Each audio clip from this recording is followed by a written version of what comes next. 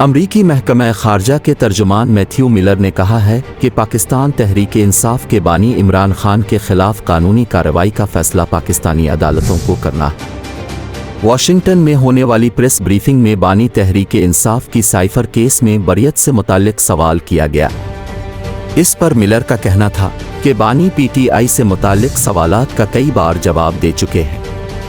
उन्होंने कहा कि बानी पीटीआई के खिलाफ कानूनी कार्रवाई का फैसला पाकिस्तानी अदालतों को करना है। हम मुख्तलिफ ममालिक से मुताल्लिक फैसले के लिए मुनासिब हालात और सियाक विस्बाक को मद्देनज़र रखते हैं।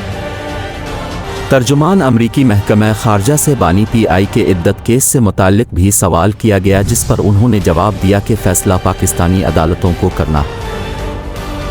ख्याल रहे कि इस्लामाबाद हाई कोर्ट ने इमरान खान और शाह महमूद कुरैशी की साइफर केस में सज़ा काल अदम करार देते हुए बुरी कर दिया। ऑफिशियल सीक्रेट एक्ट की खुसूसी अदालत ने साइफर केस में बानी पीटीआई इमरान खान और शाह महमूद कुरैशी को 10 साल कैद की सज़ा सुनाई थी।